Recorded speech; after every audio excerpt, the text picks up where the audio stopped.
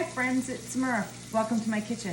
I thought I'd show you a quick and easy dinner that we're gonna have tonight because I'm kind of tired and just want to whip up something good.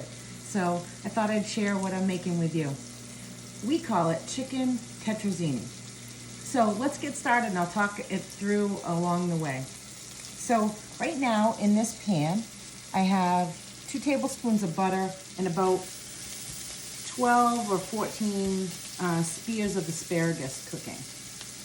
So I'm gonna just have it on, I started on medium high because I wanted to get that going. So when I cook my asparagus, I take it, and I was always taught this, and you just kind of like snap the end off. And this is the part you throw away that's really hard and woody, and this is the part that I chop up and I put in my dish. So I just kind of wanted to share that little tidbit with you. So now that this is just about cooked how I like it, I'm gonna add some green onions, some scallions, whatever you want to call them.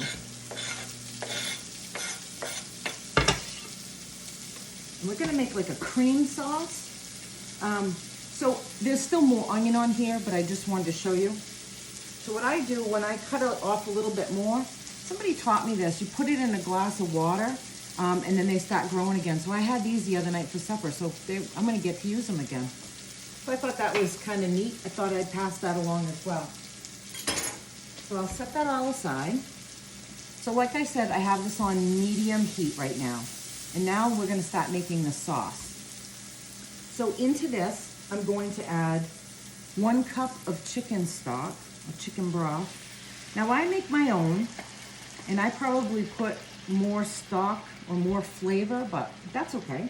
I use a chicken base. I always have this on hand. I store it in the refrigerator. I'll show you what it looks like. And I just scoop out what I need. The measurements are on the back, but this makes anything better. Now this one's gonna be chicken, but I've made it before with like pork. You can make it with beef. This is a half a cup of milk. To all this, I'm going to add 1/4 cup of flour. And this is 1/4 teaspoon of garlic powder and pepper. I probably could have added my flour first, but you know, I'm talking and I get a little sidetracked. It's all right. Usually you can make like a roux with the butter, so it's probably better that I would have probably put it in first, but you know what? It's gonna be fine, and I'm not starting over because, you know, kind of like my bloopers. Anyway, I'm gonna get a little whisk. I would have been able to probably incorporate the flour a little bit better. Like I said, if I would have put it in first, but that's okay. Nobody's gonna die. And our bellies are gonna be happy, so it's all good. So I'm just gonna turn this down just a little bit. I'll get it on like medium low. I'm just making sure that I incorporate the flour a little bit. So we're gonna add the chicken back in. Now, a tetrazzini, what I've understood it to be, is a buttery cream sauce, usually made with like a little bit of sherry. Well, I usually cook with things that I have on hand. I don't always have sherry on hand. We usually have nothing fancy in this house, so, you know, I've put mushrooms in this before. Yeah, we had asparagus today, and we didn't have any mushrooms. So guess what? That's why we're having asparagus. But that's all right. Okay, so instead of the sherry, I'm adding balsamic vinegar. You don't even have to add that step if you don't want to. Okay, I'm gonna add the chicken back in.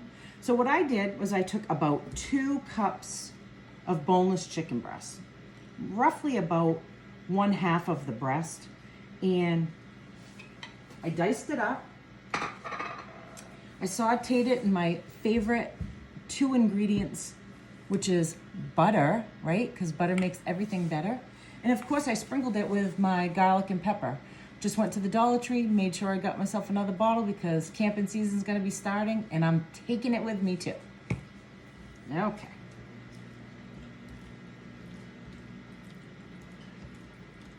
So This is looking mighty yummy.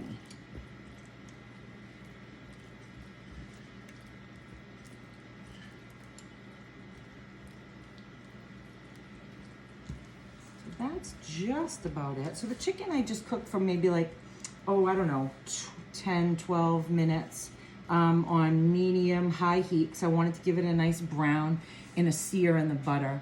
And then I took it off and then I started with my vegetables. So say you wanted to do mushrooms and onions, or if I had, I just used my red pepper the other night, but I would have used probably mushrooms, red pepper, and asparagus. That's just how I cook. You can eliminate, I don't always put the balsamic in.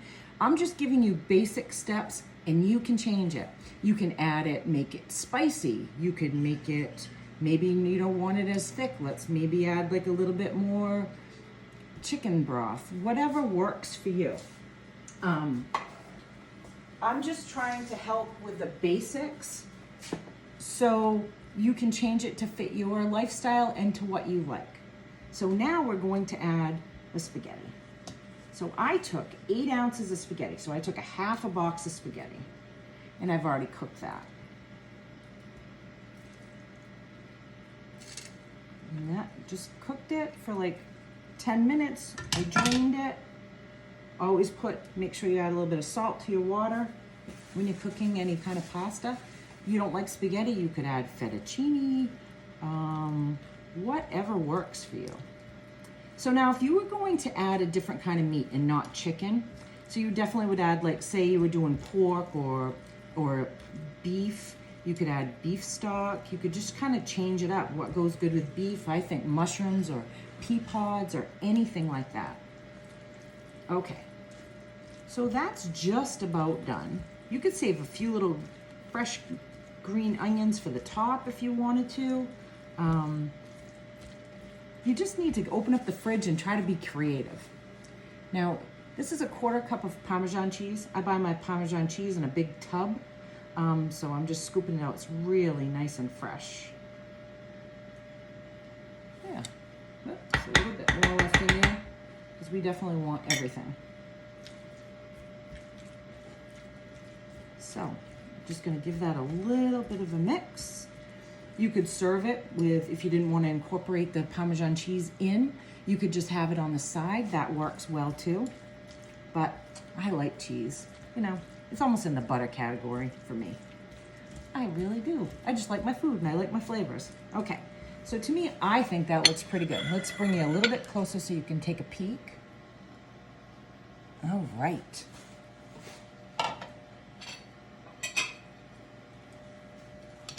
Gonna shut that off right now.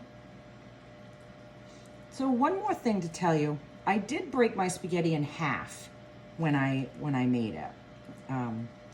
Sometimes twirling it's pretty hard, and then you want to to me, I want a bite of everything. I want a bite of chicken, I want to make sure I have a bite of vegetables. I like the whole flavor combo. So if I'm twirling and twirling and twirling, get a big bite of spaghetti, it's pretty hard to shove more in my mouth. Well, I mean, I can shove a lot in my mouth, trust me. But a piece of chicken and veggies and a lot of spaghetti, it kind of is really tough. So I kind of break it up so it would be less of a bite. And you can still kind of twirl it too. Grab a piece of asparagus.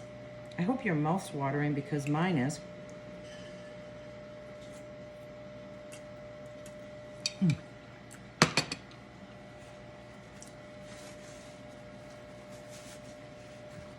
I think it has a lot of flavor and we really like it.